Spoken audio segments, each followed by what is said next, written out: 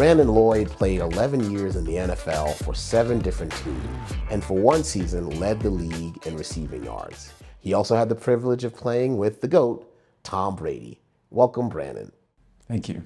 Tell me about some of the highlights of being an NFL player and some of the stories. As you know, most people remember the stories more than anything. So, what stories do you have of your illustrious 11-year career? Well, I think what I would say is the NFL is everything it's cracked up to be. I went into the process without expectations, just for the fear of being let down, and with awareness of the pitfalls, the highs and the lows of being a professional athlete. I went into it fully aware of it, because I studied being a professional athlete so much. I always tell people that the best part about being a professional athlete is the access. The politicians, the actors, the actresses, the entertainers, the CEOs, the Sheikh of Qatar, all want to hang out, all want to spend time. And that's the neatest part about being a professional athlete is they want to compare themselves. And and when you're talking about people in the C-suite, or you're talking about actors, you're talking about foreign dignitaries. Those are high stress jobs, and what better person to learn from is a professional athlete dealing with the media, dealing with peers, dealing with industries that are difficult to manage. And so those are probably the highlights of being a professional athlete off the field. But on the field is definitely the success, being in the ultimate team sport. But then for me, in the 2010 season, performing so well in the team sport that I'm standing out amongst the entire league. And leading the league in receiving yards, and being voted All Pro, and being voted to the Pro Bowls. It was just this is what I did this for. It was so neat to be acknowledged by my peers and acknowledged by the media and the players and coaches. Going through that season, congratulate me, pat me on the back from the opposing teams, saying, we knew you could do it. I knew you could do it. I think, that was definitely the high of my NFL career. So, Brandon, I have to ask, how was it playing with the GOAT, Tom Brady? Tom is absolutely amazing. The level of intensity is it's a turn on. For someone to be so good and then to know it and then go out and perform, that's rare. See, a lot of folks in the world are average or good, but they act like they're great. And that's what separated Tom from the rest of the players. Tom was great, and he knew it. He behaved like a great player. He prepared like a great player, and then he went out and backed it up on the football field. So it was just absolutely amazing. There's that component to it, but then there's a component where he's just so likable as a person. When I was on the team, I was dealing with a growing injury, so I was kind of battling through this injury, and Tom has his own trainer. Separate from the team trainer. So he didn't see the team trainer, he saw his own trainer. And so after one practice and, going hard, and he pulls me aside and says, "Hey man," he says, "B. Lloyd, why don't you come see Alex after practice? He'll treat you. And then when you're done with Alex, how about you come over to my place and watch Monday Night Football with me and Giselle tonight?" So I'm like, "Okay, you got it. I'm going to get treatment, and then I'm going to come over and watch Monday Night Football with you and Giselle tonight." And, and being over there and, and getting more treatment from Alex, just sitting on, on the massage table in the living room, watching Monday Night Football with Tom and Giselle, and it's just like being welcomed into his home. It's just like little interactions like that where, it's like, oh, I think I'm special, but little did I know he did that with majority of the players on the team, where he would have like that intimate interaction with him and his family. And, in his home, and that's what made him such a likable player. So it's like to be able to flip the switch and turn on that level of intensity and then turn it off. And I'd walk in the locker room, he'd greet me with a cheek to cheek hug and ask me about my night, last night. It's just like, it really makes you want to play really hard for him. And as you can see, what players would do for him and propel him into the Hall of Fame the way they have, and him being so gracious and being able to acknowledge that those players got him there. So, Brandon, let's talk about your use of cannabis while you were in the NFL. As a start, how were you able to use cannabis without failing a drug test? In NCAA and in professional sports, we'd have one test for street drugs, but we'd have randomized tests for performance enhancing drugs. So we wouldn't know when those would come, but we'd always know when the street drug test was coming. So we get ample notice, months notice, to when that street drug test was coming, so players could, clean up, deliver a clean sample, and right when they were done, we'd be able to go right back to it, which I think is just, it kind of blew my mind where, we can't do things that would prolong our career, but the things that are completely detrimental to our health and mental health, we could do it, continuously all throughout the year. I'd say my personal use ramped up in 2009, coincidentally, here in Denver, Colorado. I was on the Denver Broncos. Personally, I was going through a divorce. And so I had extra time on my hands, between custody with my children, where I used to be with them 100% of the time. Now I was with them 50% of the time. So I had extra time on my hands. The other component of that was the marijuana industry in 2009 was electric, all the way from the names of the strands of the THC.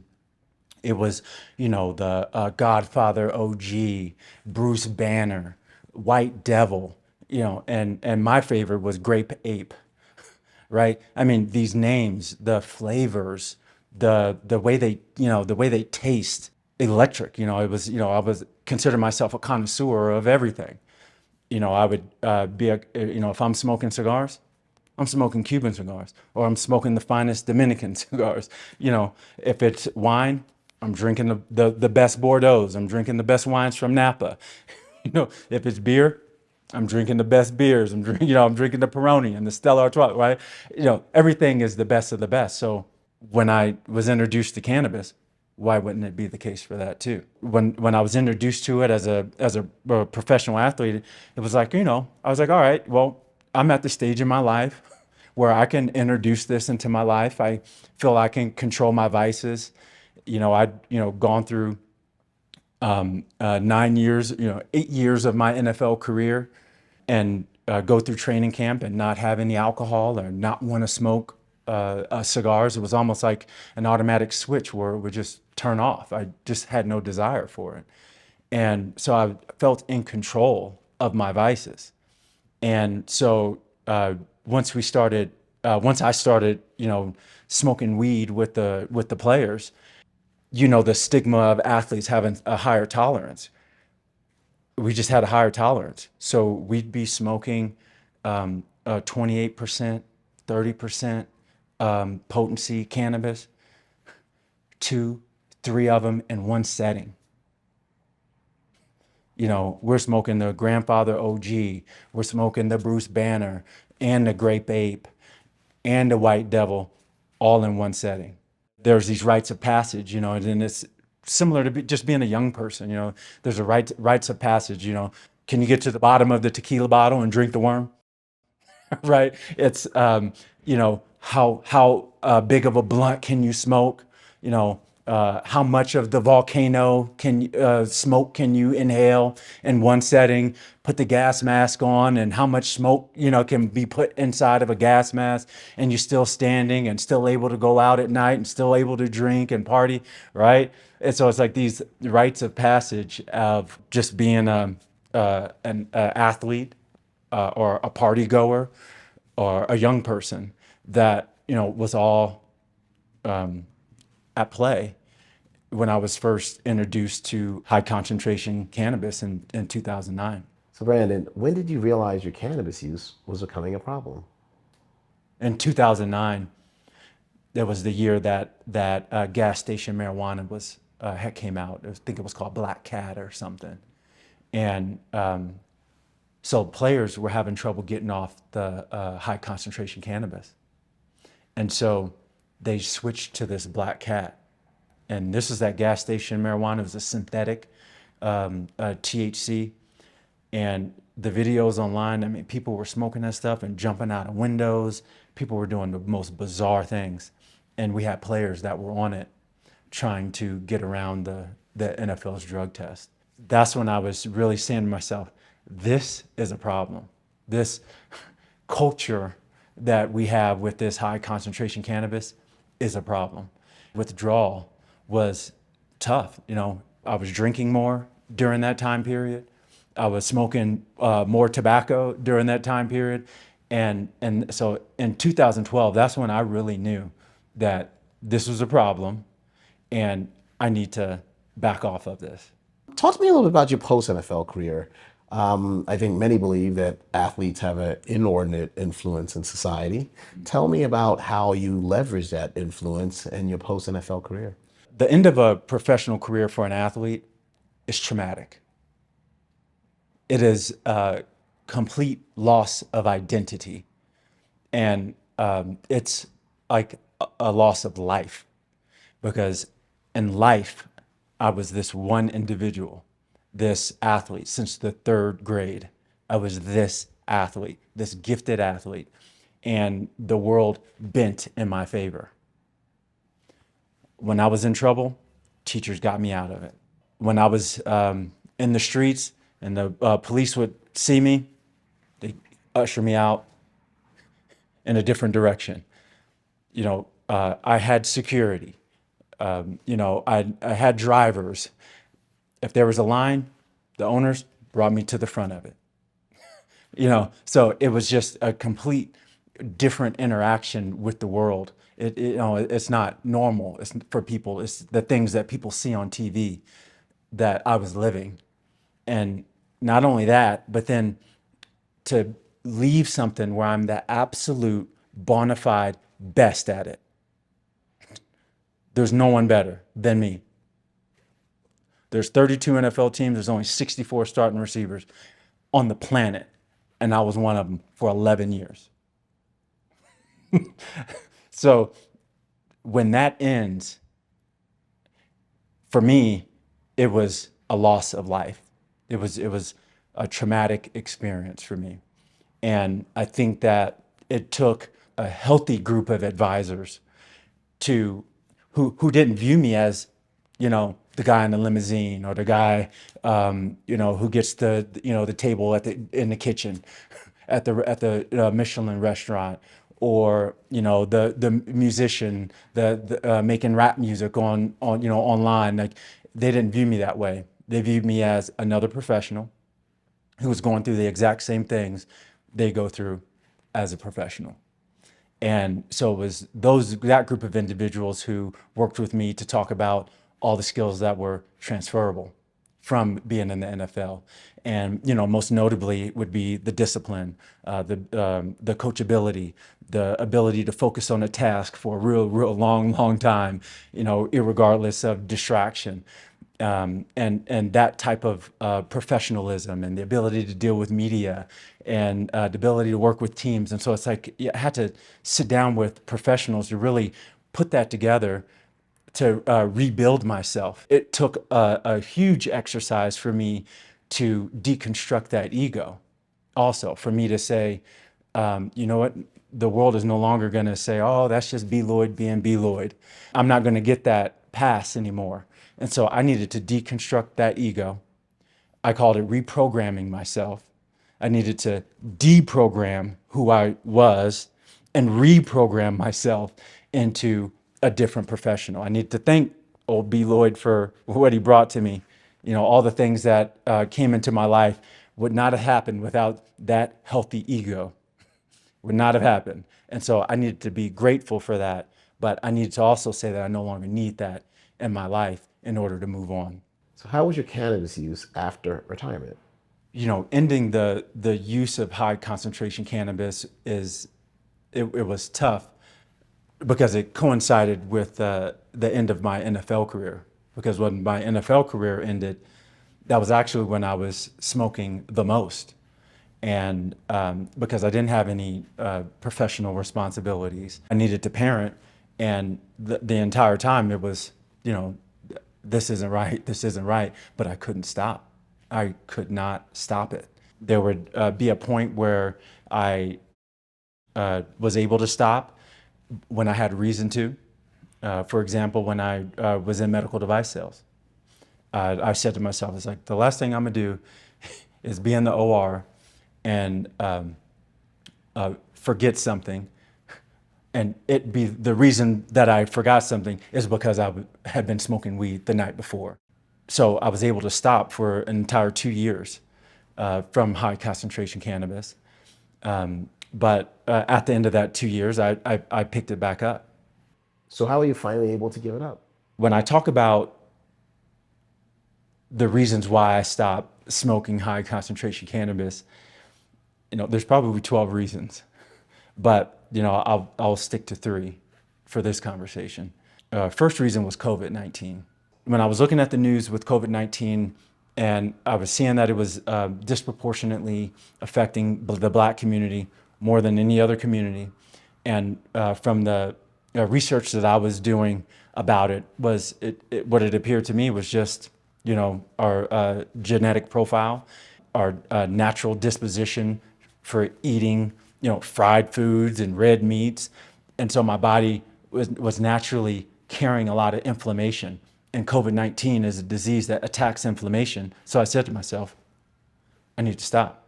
If it's attacking my lungs and I'm abusing my lungs with smoke, I don't want any part of it. The second component was a life stage where I was at, where I was 38 years old. I was turning 39. My father was dying. And so second was the life stage. And then the third reason was my father's health. My father was dying during the pandemic of complications from type 2 diabetes. And so I was watching him go through that process, and I see heart diseases in my family. I see hypertensions in my family. I see type 2 diabetes is in my family. So I'm like, I'm prime for something negative to happen to me as a result of COVID-19. And so that's when I decided to stop. And I think the most powerful moment of this process was, I stopped June 2nd, 2020. I was home in Blue Springs, Missouri, and I was sitting on the front porch with my dad, and he's dying at the time. And so we'd sit out every day, and I was back home for my birthday over the 4th of July. So we'd sit outside at dusk and watch the sun go down every afternoon when I was there. And I told him, I said, Dad, I stopped drinking and smoking. And he started crying. And he said, I knew you could do it. And so that's something that I carry with me as proper validation for the decision that I made. What I told him was I told my father, I said, I've been drinking and smoking since I was 16 years old. So I did the math.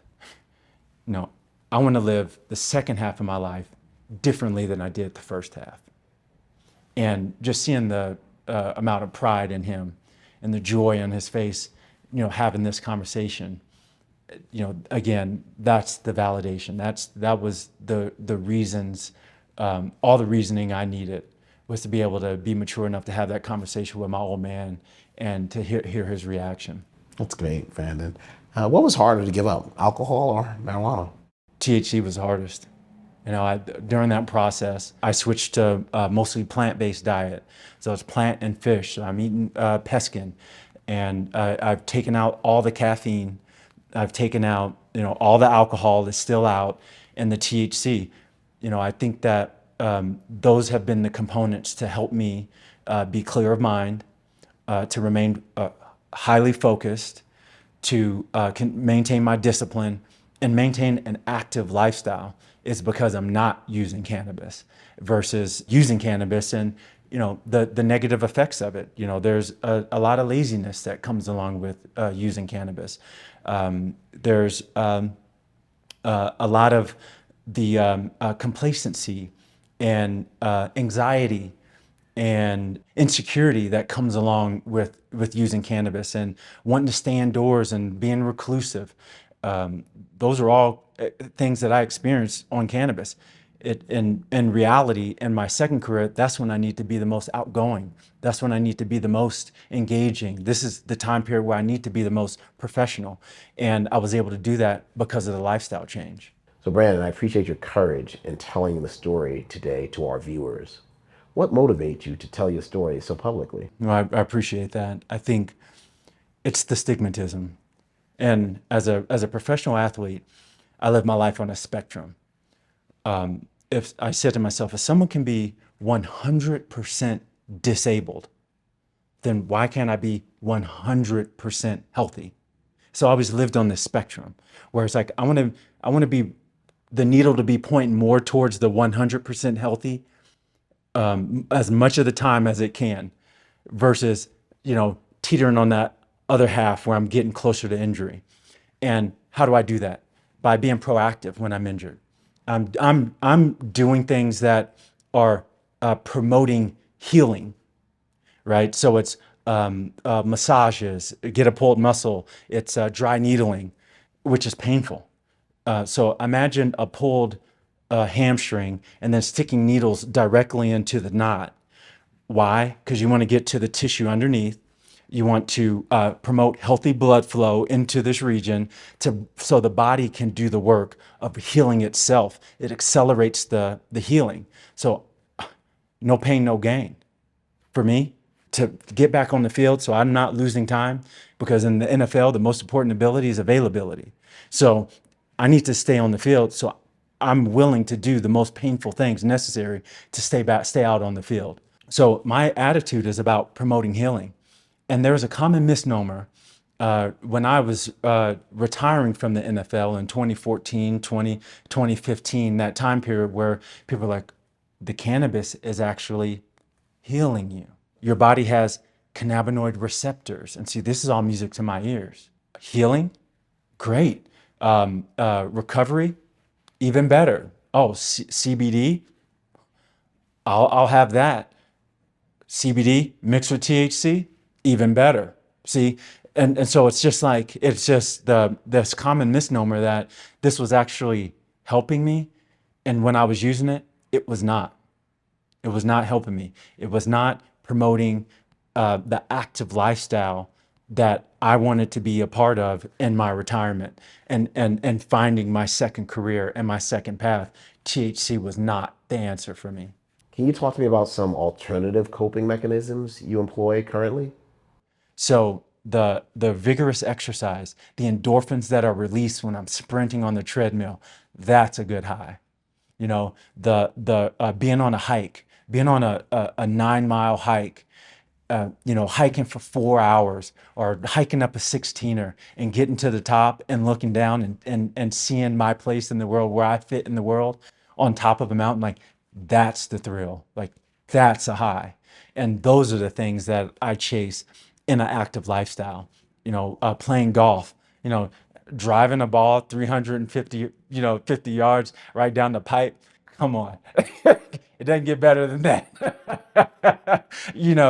Sinking a putt or a backhand down the alley in tennis. Like these are the things that really bring me joy and bring me excitement and are more longer lasting than getting high, chilling on the couch, playing games, and whatever that leads into after that. So that's the healthy replacement and the healthy lifestyle that I've incorporated on the other side of high concentration cannabis. So as you know, our viewers come here for the tea. So I want you to take a moment to just speak directly from your heart with just the facts and provide the insight that you came here to share today. There is a way out. There is a other side of use from high concentration cannabis. I think it's important for us to have trusted advisors that we can share our story with, that you can share your story with honestly and who will give you honest feedback. Unfortunately, this journey comes with a lot of change. You may have to change your friends group for a short period of time. You may need to reevaluate your discipline and what you're willing to do to get on the other side, because trust me, it's worth it. Being on the other side, you may not understand that while you're in the throes of the addiction, but on the other side, it's so much better. It's so much more rewarding. The relationships are so much more fruitful. The experiences are so much more exhilarating, not being stifled by high concentration cannabis. So, I wish you all luck. I'm happy that you all tuned in and are participating in this journey that we're going on, educating the state and the entire nation eventually about the risk of high concentration cannabis. And we really appreciate your attention and spread the word. Brandon, thank you for joining us today. Thank you. This brings to a conclusion this episode of the T on THC, powered by Colorado School of Public Health. In our next episode, Dr. Annie Collier, a psychologist and a professor at the Colorado School of Public Health, will highlight coping mechanisms and alternative strategies for those interested in avoiding or abstaining from high concentration cannabis. Until then, I'm James Corbett, and you've been with us today on the T on THC.